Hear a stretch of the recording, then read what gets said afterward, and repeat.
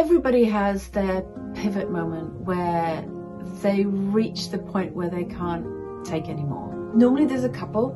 I would say they're like warning shots across the bow where your body is going, you better stop what you're doing, otherwise you're going to hit that wall. My pivot moment caught me completely by surprise. I wasn't expecting it at all. I knew I was stressed, I knew I had a lot going on, I knew my brain was full, and all the sort of things that all of us can relate to. My pivot moment was very unusual. I took part in a reality TV show called SAS Who Dares Win. It's a reality TV show where 4 very intense ex-Marines take you away, put you through your paces and see what you're capable of handling. My pivot moment came when, right at the very start of the show, we'd had a black cotton bag pulled over our heads and we were told to march to a certain area. At the very moment where my bag was ripped off my head and standing right in front of me was a former Marine, and all I could see were his eyes looking right into my soul, and it was as if he hated everything that he saw. It was as if that moment that the bag came off, my mask came off, everything that I had tried to hold together and hold inside and keep that sort of professional mask, the mum mask, the wife mask, the one that we all sort of show the world.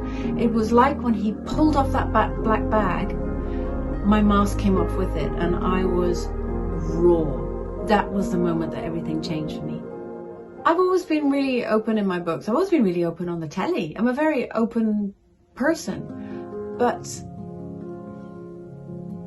this is the most raw I've ever been. And there's a reason for that. Although I'm open, I don't necessarily feel that everybody necessarily needs to know all the stuff that you're dealing with. That's your private business.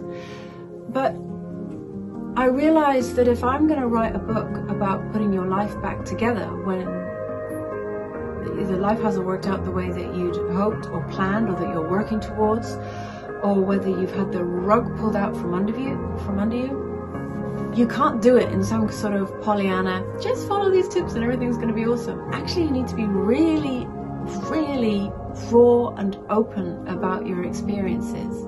So this is the first time that I've opened up about some incredibly painful things that have happened to me in my past, because I need to show you the journey that I've been on to get to a point where I couldn't take anymore. We all have our own unique experiences and our own unique journeys and our own versions of pain that we've experienced. But I really believe that reading about someone else's helps us to understand the processes that we're going through. And that's why this book is the most brutally honest and raw book